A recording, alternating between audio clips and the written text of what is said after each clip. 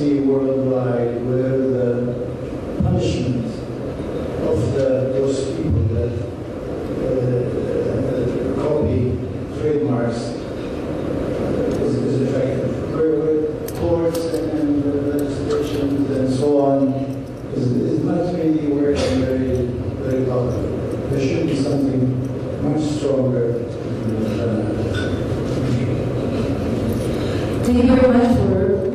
Thank you very much for both comments. I think that I agree with both of them. Yes, trademarks are important, but the function, the essential function of a trademark is trade origin, to indicate trade source, but not as indicating only protection of the owner.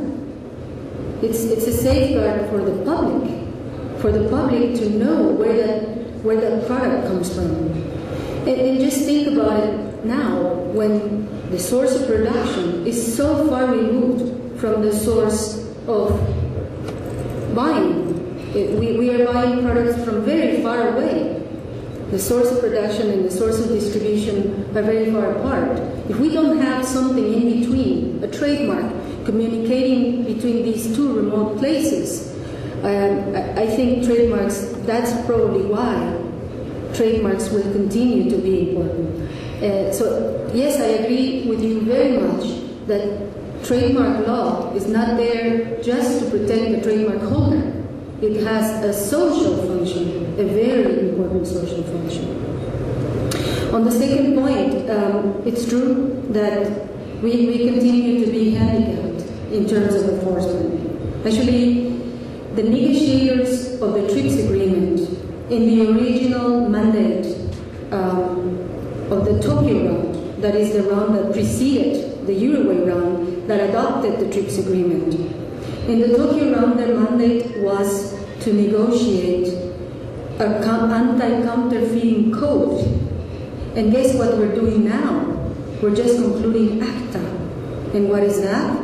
An anti-counterfeiting code. So this continues to be a major problem, but we don't, as you said, have any kind of transboundary agreement that gives any international body, WIPO is certainly not that body, the WTO is certainly not that body, the customs organization is certainly not that body, that gives them competence to prevent anti-counterfeiting and to sanction it.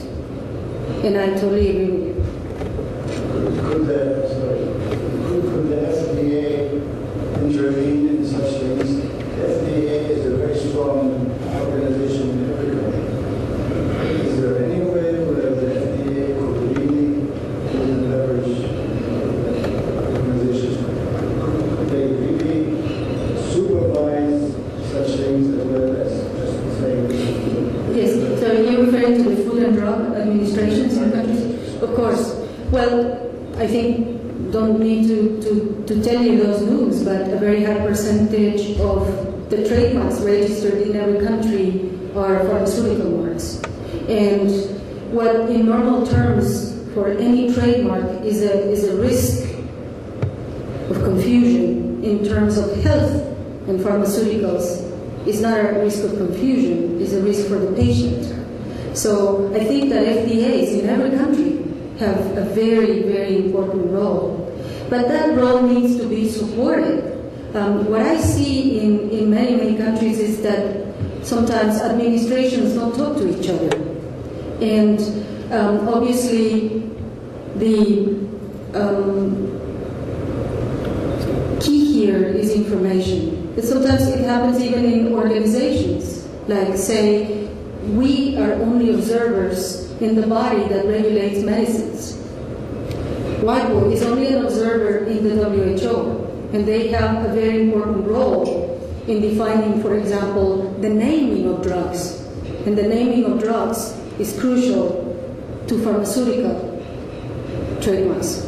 So these are certain things that need to work together. And obviously, I hope that Mr. Talal in this project to reform the WTO will help us come to some kind of conciliation on these points.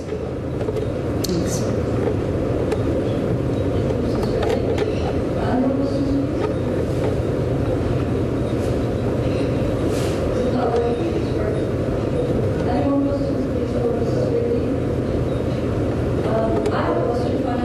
Yes, please. You did mention something that relates to the protection of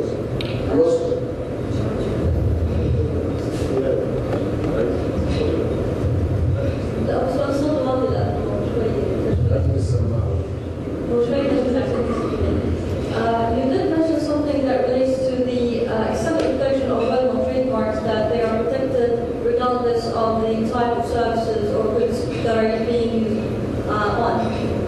And the reason for that is that there might be some sort of likelihood of association, sponsorship, or any kind of affiliation with that original trademark. But my question is, when we talk about the ambit of unfair competition, how much do we give credit to the awareness of consumers to be able to recognize when they are confronted a case where the type of product is so different that they will not fall into confusion? Is that something you take into consideration? Do you think that sometimes you do not extend protection to two different kinds of services that are very, the products that are very, or do you protect it regardless? No, you do not protect it regardless. You first need to have these concepts in your law, obviously, because administrations and judges have a first and foremost obligation, which is to apply the law that they have in front of them. So you first need that to be in your law. Secondly, you also need to prove a number of things. And nowadays we're seeing, for example, in Europe, that simple surveys are not useful because some of the questions that people put in the surveys are leading questions and they lead to a certain result. So it's also a matter of proof, so it's a legal matter to begin with. You have to have it in your law. Protection beyond confusion, you have to have that in your law. Or if your judge is innovating, and that would be only the judge that can innovate, that can create principles. If he is innovating and applying something that is not in the law, but he is inspired by international treaties or the Joint Recommendation, which is not a treaty, but it certainly has an authority. If he is innovating and trying to apply an international standard, then there's a certain level of proof. And I don't think that's easy. I think judges are normally very strict on the means of proof. Thanks. Thank you very much. If there are no further questions, we would have a 15-minute coffee break and then we'll continue after the break. Thank you very much.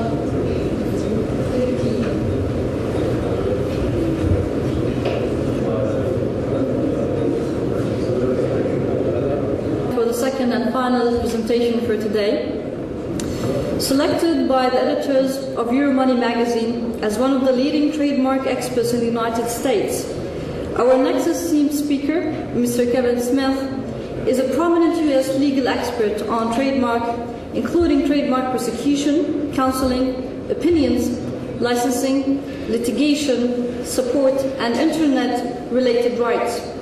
A partner of Shurgo Mayen, is that right? It's a very confusing name. Firm, Professor of Trademark Law at Georgetown University. Picking up on Mrs. Fradley's presentation, Mr. Smith will be providing an in-depth look into the legal system of well-known trademarks, examining special aspects related to registrability, cancellation, and opposition through the analysis of governing regulations and related case studies. Please join me in welcoming to the podium Mr. Kevin Smith.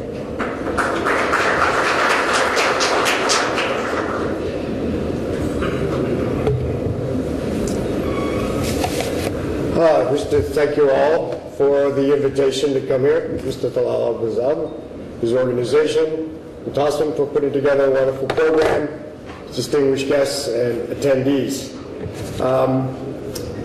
Before I start my presentation, I might address the question on anti-counterfeiting issues that we had at the last program.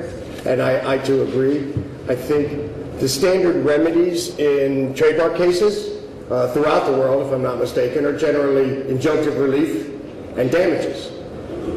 Injunctive relief is the standard around the world. Let's get rid of the problem, get rid of the infringing goods. Damages are very well provided in virtually every jurisdiction in the world, very difficult to prove. Many jurisdictions don't have speculative damages. So for a prevailing plaintiff in a counterfeiting case, you're right, the remedies are not very beneficial. In my opinion, and I believe certainly in the U.S., we're working to get a position where such remedies would be criminal enforcement, jail, extreme penalties, as opposed to injunctive relief or speculative damages. With that, I'll continue with start my program. I do wish to thank some colleagues and friends. It's nice to have friends in high places, as you all know. I have a lot of assistance in preparing my program from the Trademark Office of Policy and Enforcement. I'm going to start with a couple of slides that we talked about earlier that have been covered, just basically stating that the U.S., as a member, has certain obligations. We must enforce well-known marks. As we have discussed, these are the different provisions of the Paris 6 bis, and one of the reasons and the ramifications that you get. You get refusal of registrations, cancel existing registrations, you can stop usage. Where there's confusion on identical or similar goods and services, and under the provisions of 6 bis, there's no requirement that you need an actual registration. Likelihood of confusion, which I'll talk about in some depth, is the simple solution under 6 bis and under the well-known mark provisions. If you have similar marks, if you have similar goods, if the products and services are related, if the same consumers are seeing the products in trade shows or in stores, they might be confused as to the source. And as Martha talked about, and I believe we also had a question about, the source is not simply providing, the function of the mark isn't simply providing the consumer with, I know who made this product. Often you don't know who makes the product, but you recognize the brand. So the function is to identify a single source, but not only to identify the single source, but to signify the quality of those products. That the Tide laundry detergent or the Mars candy bar is going to wash your clothes the same way in every country where you buy it, and the candy bar is going to taste the same.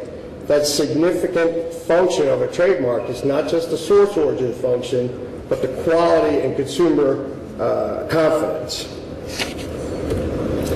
In the U.S., we, as I'll discuss in a minute, do not specifically recognize well-known marks. As Martha talked about, and as she mentioned well-known marks 50 times in the course of the presentation, it's not defined. You think you know a well-known mark, and as Martha showed on one of